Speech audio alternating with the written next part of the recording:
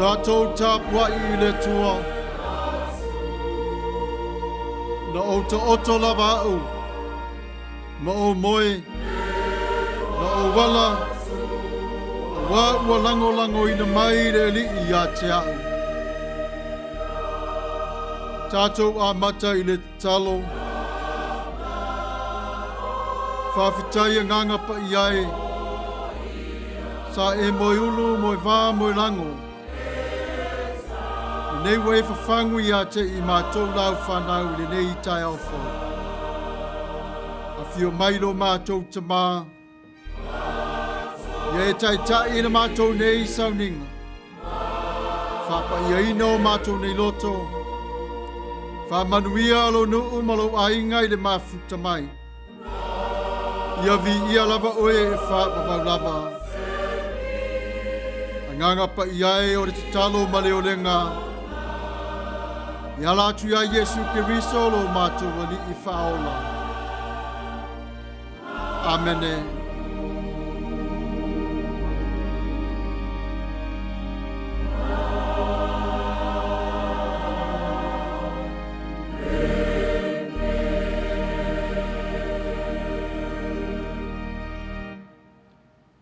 Tātou vivi atu I le atua I le pese ua saunia.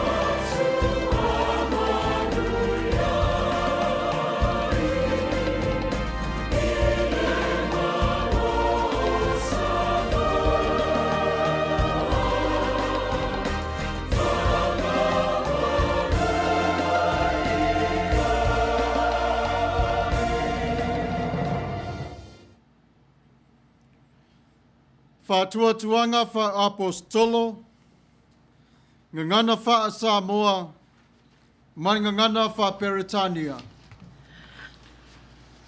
Ua o whātuatua I le atua le tamā, o le ona le malosi umalava, o le na whaia le langi ma le lalo langi.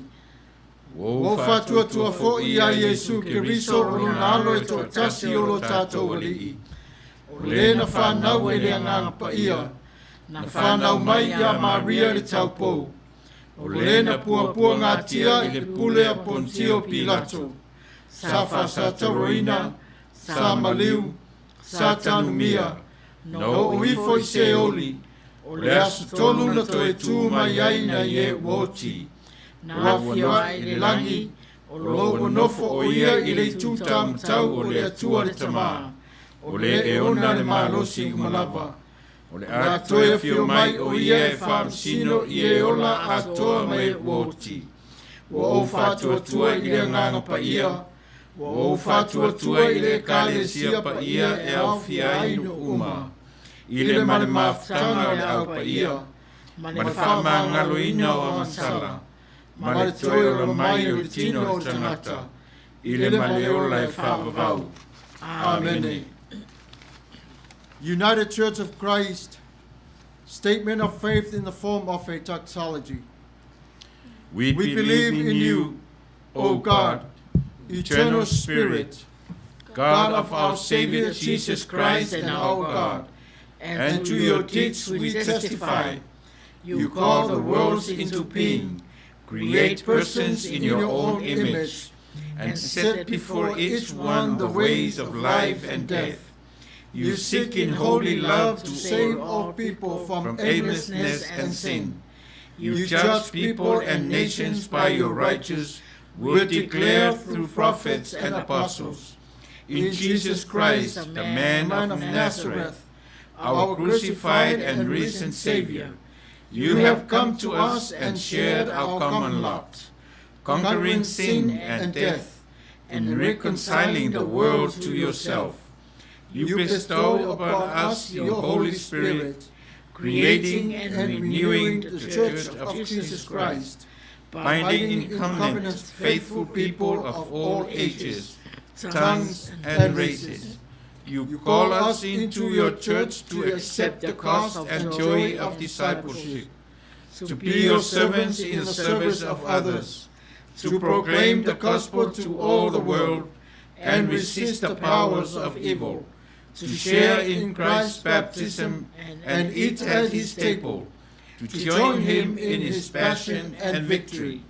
You promise to all who trust you forgiveness of sins and fullness of grace, courage in the struggle for justice and peace, your presence in trials and rejoicing, and eternal life in your realm which has no end.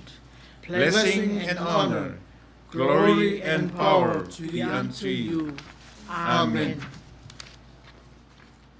Tātou te talo I le tua. O oe o le tua e alofa. O oe o le tamā o le anga le lei. O au foafoanga le tua lo mātou tamā. Le nei o mātou o tale sa paia I le vi inga o le whawhitai ma le whamanu. Whawhitai le nei asa fau. Wa e whaia mo I mātou te oli ma fia iai. A wafua o ngā ruenga o le alofa ma le anga le lei, wa le lingi mai e la awa fio. Whawhitai I lo alofa. Whawhitai I lo wanga le lei I lo mātou tamāpa ia. Whawhitai I lau wala au I le manuia I a te I mātou. E afua mai le taita inga o le nganga pa ia. Le whasina tonu o lo mātou ne iala. E le moni ma le whamaoni o la awa fio. E te whawhanga I a te I mātou I upu mai le langi I la awa fio. Te whawhosia no mātou nei malosi. E te whātau nui na fo I au wholawholanga I a te I mātou. Le atua alo mātou tamāpa ia. Nisi nao vaenga e mawa e ia te I mātou lou matau tia I lo mamalu malo sili sili ese. Whawhitai I lo wanga alofa malo wanga ni lei. Wai whawhangu lo nu, ala whai mai I le tai au fau. Whaivi inga o la awu fio, pes pesenga lo mātou tama o tālu sanga. Le nei marisau ninga I le suafa o Yesu Keriso. Whawhitai lo mātou tama pa ia. Wa lava o mea vevesi mai lo mātou nei si o si manga. O mai au na iai o la awu fio. E te sila fia o mea umalava o lo tutupu I le langi ma le lalo langi nei. Whawhitai lo mātou tamapa ia. I lau tau singa alofa ia te I mātou I mea e ai. Whawhitai le whātuanga, le ati nae. I mea e ai o tau si ai o lo mātou ne yola whāritino. Whawhitai fua wai au mai o le lau ele ele. O le sami, o le vai, ai le ngata I lea o lo mātou tamaa. Le ea o lo mātou nei o le mana waina. Whawhitai I la ua fio. Wasa ma mau lava I mātou ma la ua fio. A ua fusia whātasi I mātou I te oe ono o Yesu Keriso. Lo whingalo lele tua lo mātou ta mao lo tupu lau la ola. O le wha moi moi lea I te tonu I te I mātou. E vi ia lava oe wha vavau lava. Whawhitai au ngā ruenga lo mātou tamai le nei aso. Le nei wa mātou sāwa lia o le wha moi moi wa e whātau nuina. O lo iai o le Manuia ma le file mu. E ui le tua lo mātou tamā. E vevesi mai ai o puapu ngā mawhangita. Ao lau folfolanga e tau nu lava I le Manuia vi ia oe e wha vavau lava. Whawhitai I la ua fio I le ola ma le malosi. Whawhitai I pepe fau o whananau I le ne yasu. Whawhitai I la ua fio. Ia te I la tau wa si lima I la ua fio e vea oe mo la tau wa tua. Whawhitai wa e whangu ma e whatanu uina nisi o le ainga. Nisi o le to tele. Ta oto I la tau moenga. Ma le miti mai a te oe lo mātou tamā. I leo le tali e leo lo whingalo I le Manuia mai a te oe. Le nei o mātou o na tauli maina I le lofa ma le anga le nei. Whawhitai lo mātou tamā I le matau tia lo mālosi ma lo mana. I lo mātou nei ola. E lu ngāla lo le mātou sāwalinga. O le vāfoi ma oe lo mātou tamā. Ai te mālosi pia lava o no loa lofa ma lo wanga ni nei. Whawhitai le mālosi o lo e whawai pia lava I a te I mātou. E whātonu whalau wai sāwalinga o le whātutua. Nofo o le whaa moi moi. Ma le tatalo o le tangata taritonu I a te oe. Vi ia la wa fio lo mātou ta māpa ia. Wa e tatala mai o pui pui o le langi I a te I mātou. Wa e whaavanoa ina o le mātou nei tangata. Ina ia, sāwari sao atu I a te oe. I mana o ngā taito tasi lo mātou ta māpa ia. Ai le ngata I lea. O le vi inga o le whawhitai ma le whaamanu I a te oe. Whawhitai lo mātou ta māpa ia. I ulawe ina pepesi mai o le whaamai. Ai le mawhai o ne whaatamala I a te I mātou. O lo e whaatasi mai pe lava. Le tualo mātou ta māpa ia. O le ne yaso o lo mātou ta māpeo ne sila fia le atunu o lo mātou na umawai. Ma le lalo langi atoa I le whamai. Le tuai wana o lawa fio lava o le tani. Manuia le tualo mātou ta mā. Niso lau whaingaruenga wa e Filifila wa vairua tutusa I ai o lo mana. O lau pule whasoa ma lau whingalo. A wā se vaila au fo le nei whamai mai a te mātou. Au ngāru rue pe I la tau o te vala au I la wafio I le malosi mai a te oe. Whesoa soa ni ai I a te I mātou au wha tari tali. I se tali o le mana onga ma le o le ngalo no. Whawhitai lo mātou tamapa ia. Whawhitai mo Yesu Keriso. Le whio mai le langi la vea I a te I mātou le tangata ang sana. Le nei o mātou na savali ai o le asafou. Whawhitai I la awhio. Le mafutanga o sia ma oe lo mātou tama. Vi ia lava oi e wha mawau lava. Lo mātou tama pa ia. O le mana o ngalo nuu I le nei tu la. O te tatalo I la awhio.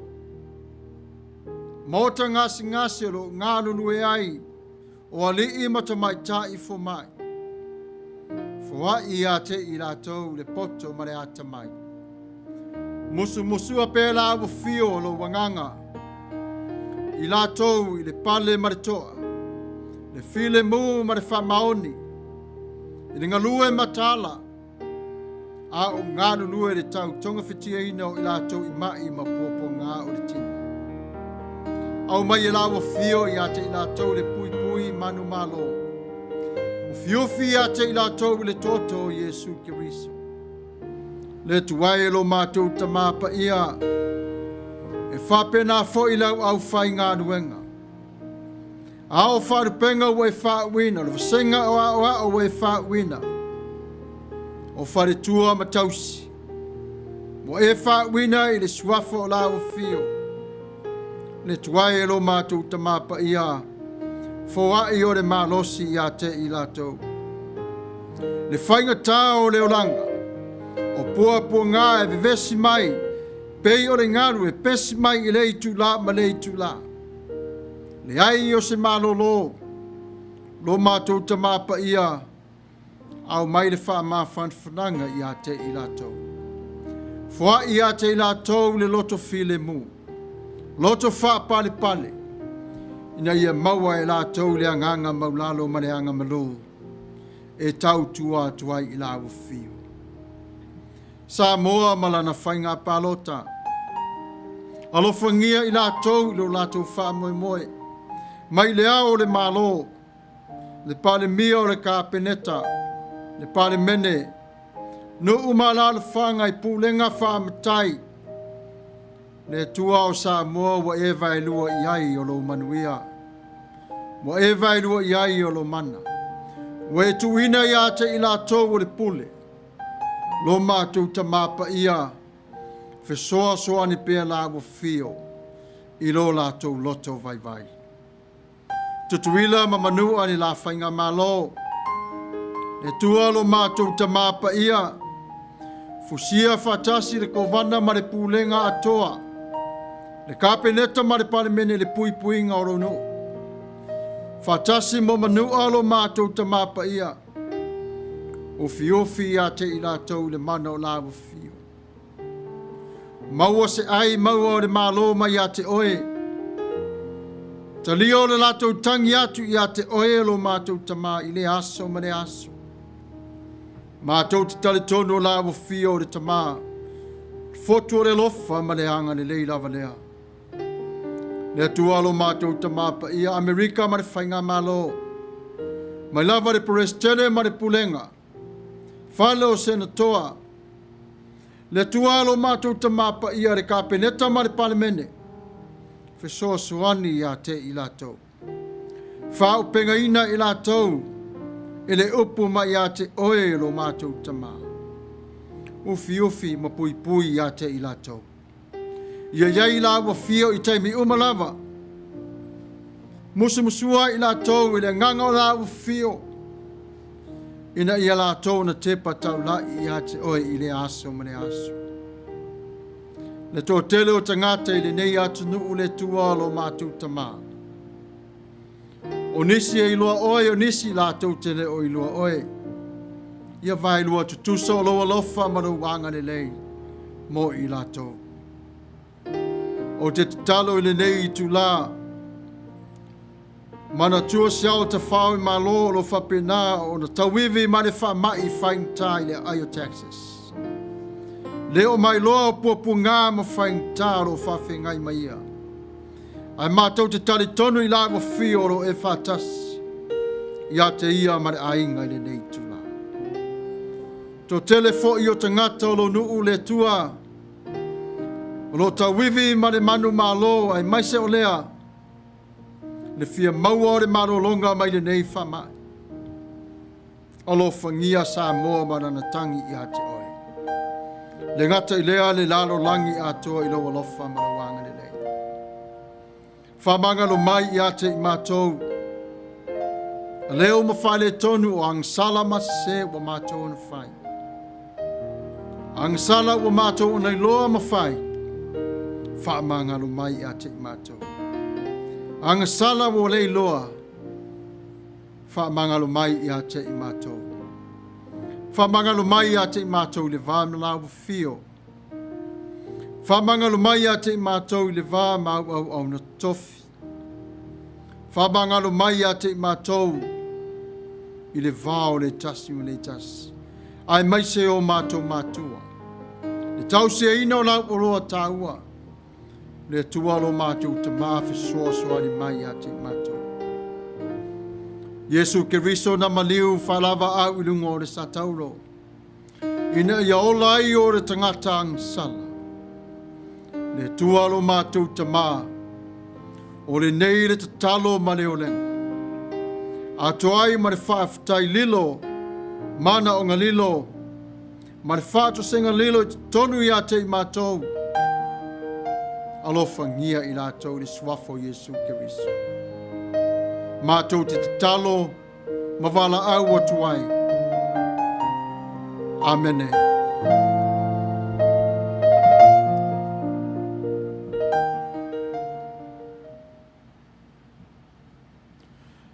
Tātou vivi atu I le atua I le pese o wasaunia.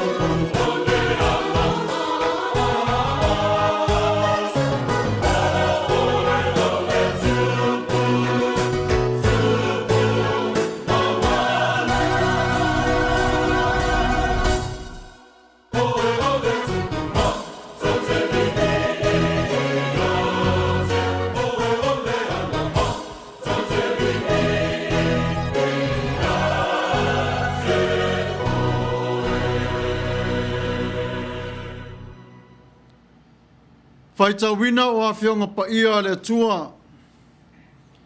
Ngangana fa Peritania. Whare tua ia soli la le sua.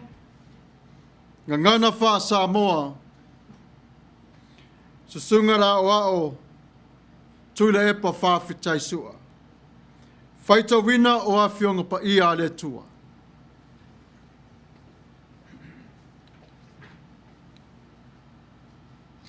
Our Bible reading for today will come to us in the New Revised Standard Version, Book of Genesis, chapter 28, verses 10 to verses 22. Let us hear the word of God. Jacob left Beersheba and went towards Haran. He came to a certain place and stayed there for the night, because the sun had set. Taking one of the stones of the place, he put it under his head and lay down in that place. And he dreamed that there was a ladder set up on the earth, the top of it reaching to heaven, and the angels of God were ascending and descending on it. And the Lord stood beside him and said, I am the Lord, the God of Abraham your father, and the God of Isaac. The land on which you lie, I will keep to you and to your offspring. And your offspring will be like the dust of the earth, and you shall spread abroad to the west, and to the east, and to the north, and to the south. And all the families of the earth shall be blessed in you and your offspring.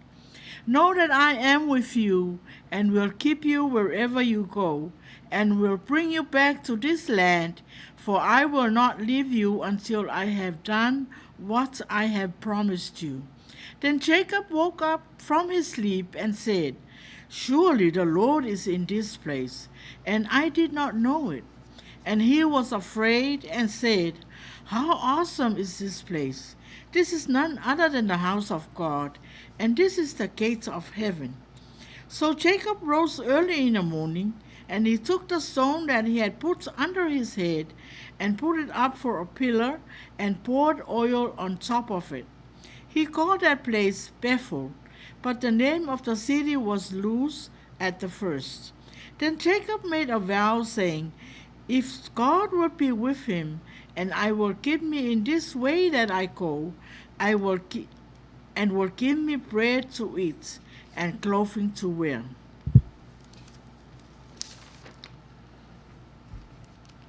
Mai le whenga tuai, o le tusia mose, le amatanga o mea uma, tusia kenese, mai lo namta upu e lua sumana walu, a matana whaitau mani whai upu se fulu, ia se i whangata mai lo na whai unga.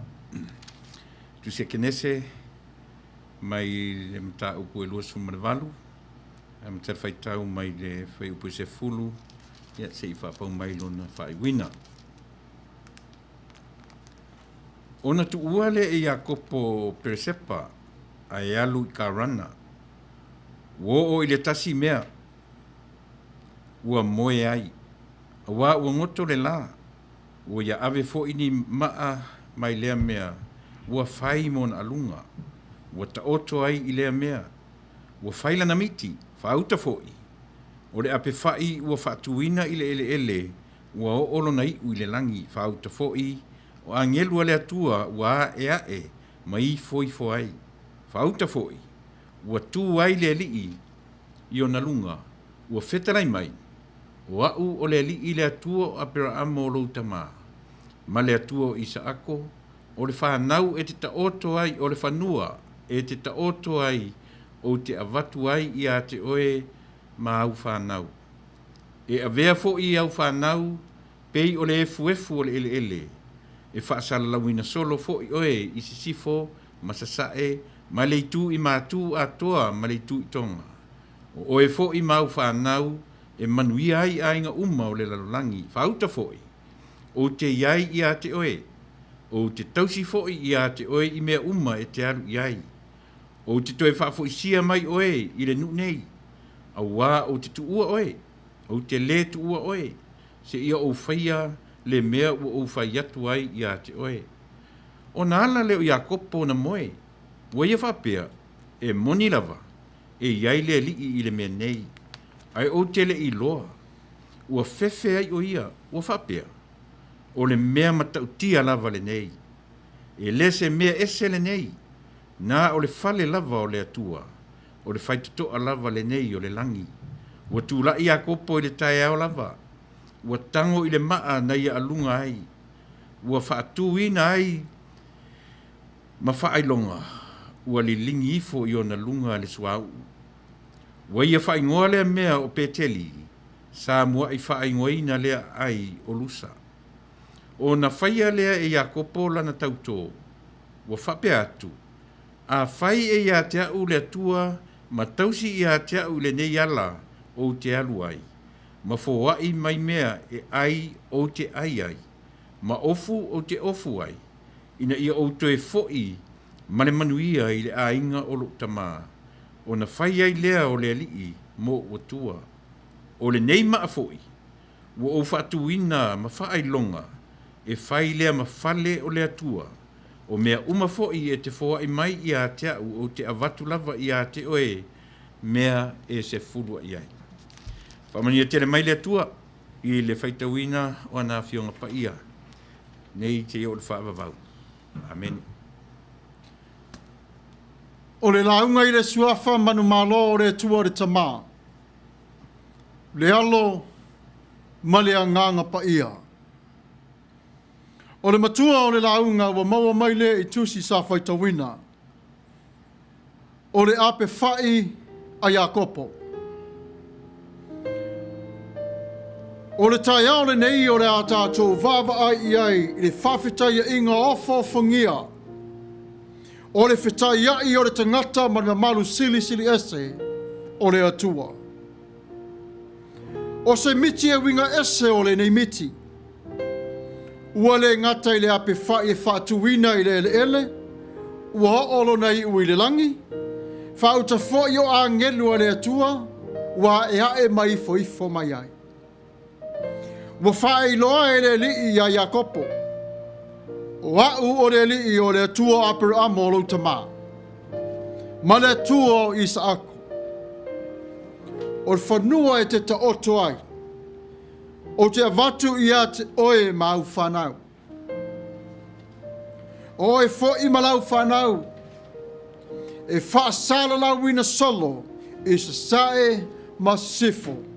O mātū ma saute. Toi whatalai lea o le I le miti lava. O te ia te oe.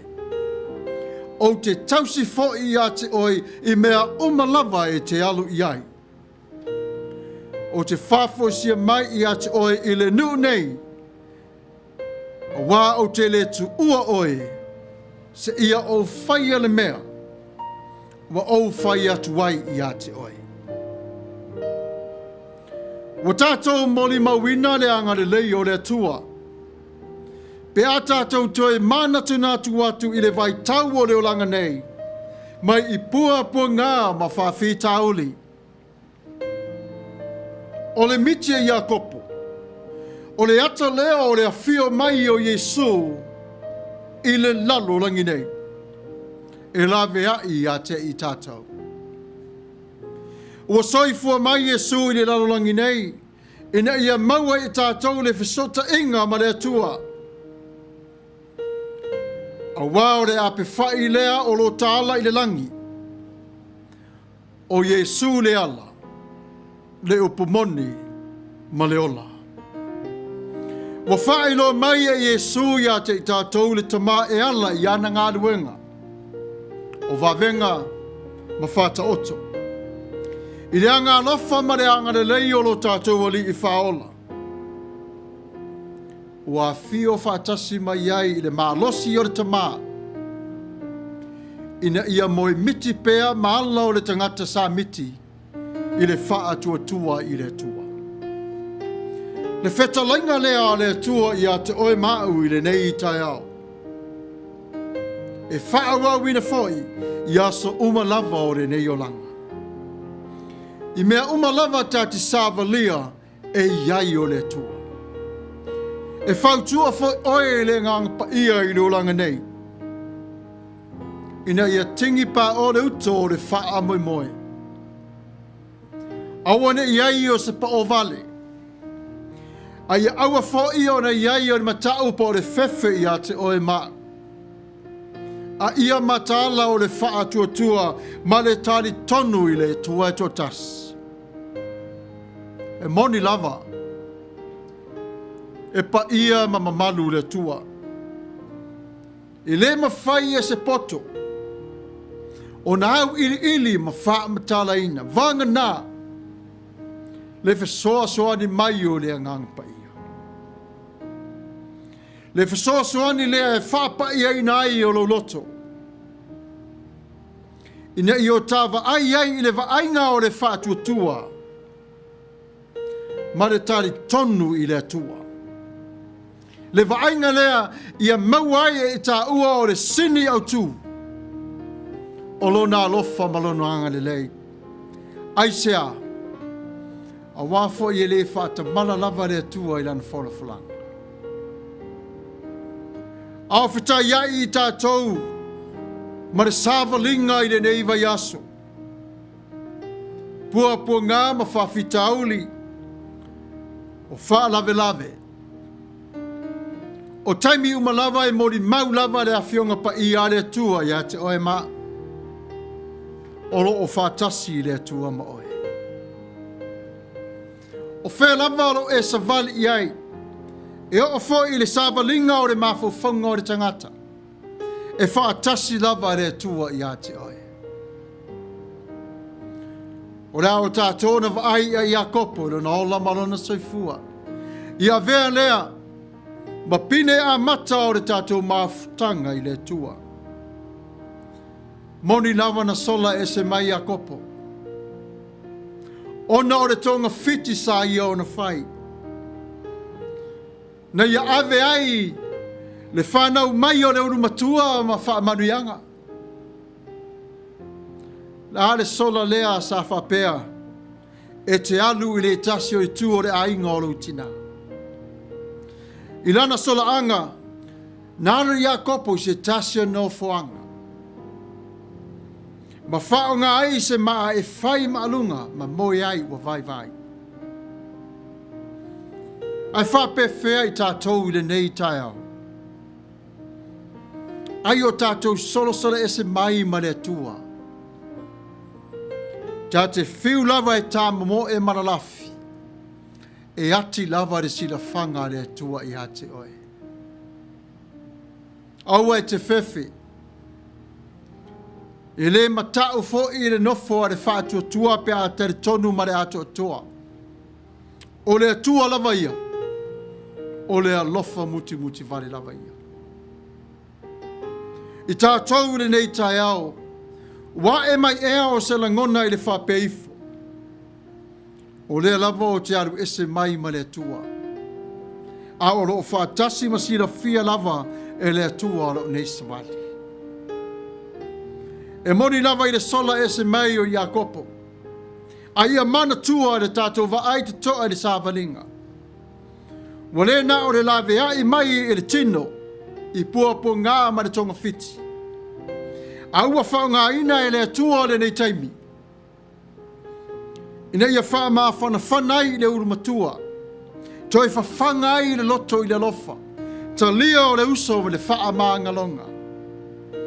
E wha pena foi I le uso le titi. Samo ai. I au mai e le tua I a te oelona finangalo. E ui mai I le miti. Whalango ia Iakopo I le nei tala. Wana iloa a ngelu mai le langi. Mana ia maua ai le wholofolanga. O le toi wha manatu o le whengainga na whaia I le wā. O le atua. Malana tupu anga o Aperamo. I ui na whasesea I ma e sau. A o lana miti. Na ia wa ai ua tupu ai o le wha moe. O le ola lea ia Iakopo. E iai le taimi e toi whai ai le ainga. Ma toi fo ia tuai te tonu o le file mu. Matafeo funny. Jacob's ladder. This week, we focus on a series of momentous encounters in which human being claims something of the awesome nature of the divine. This is when God can get through to us. When our defenseless are down, we will realize that God is on our side. We will recognize His love and His power in times of hardships in life. Jesus is our connection back to the Lord, our God, the Father who loves you this morning. The promise that He will come back and redeem all of us as one, giving us victories over mistakes and cleanse us all from His sacrificial death on the cross. When Jacob wakes up, he's a new man. Surely, the presence of the Lord is in this place. He marks the spot where he slept as a holy ground, sacred ground. And the promise to live life differently from that moment on. God, I will give you 1/10 of whatever you give to me. He prays from now on at the spot. It seems like God and Jacob speak covenants to one another. God promised to always be with Jacob, just like you. And Jacob promises to remember his dependence and also the thankfulness through the practice of generosity. Will it all be smooth sailing from now on for Jacob? No. There will be moments of redemption too. There will be time that we come to hardships of life. We have to go through these times to get where God wants us to be. Jacob will climb up the staircase of faith, then stumble down a few steps, then start climbing up again. That's the picture of our lives. The times we climb up the stairs and fall back down, perhaps missing 1 or 2 steps, but it's okay. The God we serve is the God of more than second chances. We must trust God in times as we go through in our lives. No matter what steps or the stairways that you're taking, believe He is with you. Like all relationships, our relationship with God is ups and downs. There are times when we feel the closeness of God, and sometimes we don't. Just like Jacob, running away from home, sleeping at the desert. I feel lost and alone. And slowly I let myself to pull back towards home. All of our stories have their own plots, their own cast and characters, and their own settings. The settings, the place, is an important aspect of Jacob's story. The place where Jacob encounters God in a dream becomes a sacred place and a holy place as of today.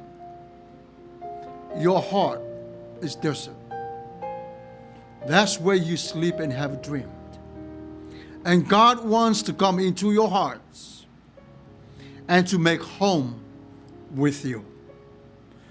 There are places of transition and transformation. It is when you left the tried and truth, but have not yet been able to replace with anything else. If you are not trained in how to hold on to anxiety. Don't do it. Because that will make you run away from the Lord. Jacob is on the run. In this time, in this place, and God reaches out to him. He wakes from his dream and declares, surely God is in this place. When Jacob fell asleep, he fell asleep in the place where God lives. Holy place. God was at that moment. He knew exactly what time that Jacob would come to rest. And he gave him rest and the rest of the dream. All lives are transformed if we make one thing, believe in our Lord Jesus Christ and let him be Lord and God in our life. The conclusions for us this morning is this. It's never too late. Let's start life again. Whatever you're running away from life right now, God is merciful. He will turn that around and make you go back to him. If you're running from home, God sees the pain that you're going through. If you've been mistreated, God sees the pain that you're going through. Even though you wronged somebody, God understands what you're going through. See, God comes to an ordinary place to meet you, unexpected. He's there, but you just don't see him. Just like Jacob. Oh, God is in this place. This place is sacred and holy. The opportunity of life changing is in your hands. The Word of God is in front of you. You make a choice. Despite whatever you're going through in life,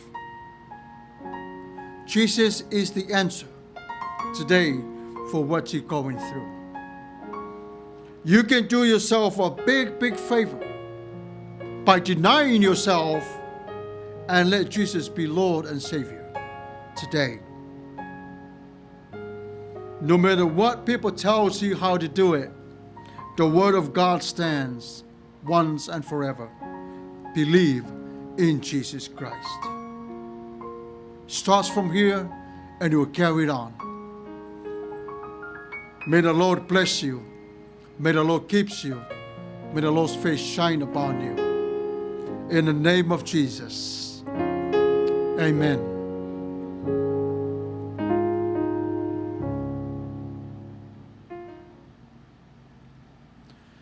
Tātou vivi atu I le atua I le pese ua saunia.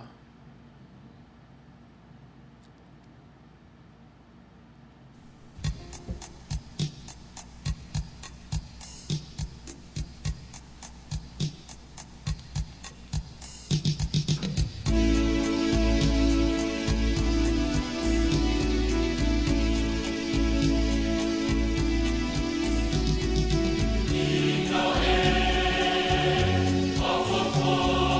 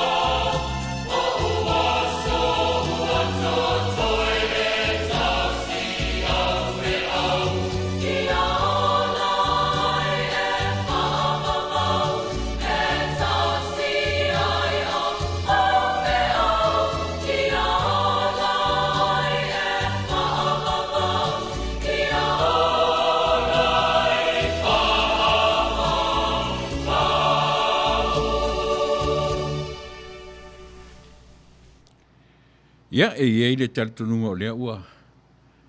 To e taunu umai le tātou tāpua inga whai whaatasi si ui o le nei aso. A o le I tui nātu le sunga I le li whaiwhi au na te whaamai a. Ia, ma a vele talo muni muli e tāpuni ai tātou tāpua inga o le nei aso. Ia te auranga whaaftai, whai masui o sunga whaiwhi au ia Samuelu, a Matafeo, ia, mali mamalu o le nei tamai a kālesia, I mātou uma ua whai ona o mātou ngā lulue I tutono le nei whaalaputonga, ia, malana me whai ngā luenga, e le tio whaasala lau. Wai le tualanga lava vi inga, ua tātou whaafoi, lapalapa o mālo, io e maave, me tātou sahe pia masani e upo le tātou atunu. Whai au masui o le sunga le whaiwhi au lea, ma le whaaputonga le si ufonga le taia fau, e whakasa I usisi. Ia, e mātou te whaaftai tuai sa moa I lau tāpua inga. A whai e tere ianga I se wharisa, I le nei aso I o whamoe moe lea o le tātou e kāresia le nei. Ia e tātou te tāpua I whaatasi I lunga o pengata whailangi e pe o na tapena ina, ia e lea tamai wha lea tua e leo sea tamai o se tangata. O lea fuanga foi leo le tapena ina o le nei wha moe moe. Ia ona au mai e lea tua taimi Ia e masuinga e le whaia e se tangata. E lona mātou manatu whaia o masui o le nei kāresia ia mātou te whaaftai e tuai sa moa I lo mafuta mai I tātou sa whaitapo inga whaatasi o le nei aso. Ia whaaftai le nganga I tātou te mafuta ai. Ia ma tātou te tāpua I whaatasi ai I le atua ia e ala I le upo le nei aso. Mo le atu nganga whaaftai I lau sunga le I whaiwhi au a Samuelu, Matafeo, Fagalilo Samuelu. Ia e tusa o le whi au na tō matau ina ai ia ro tātou atunu uiso o se tafo le nei lalolangi. E iai fo I le manatu ia e le whaingo fie sa I le sa ilinga o le suenga o tā penanga e le whaingo fie ia tūlanga e manino le iai a o le vi inga o le atua ia ona o le whaonga ina o le soifua ma le ola e tautua ina ai ia lona finangalo iso o se awala.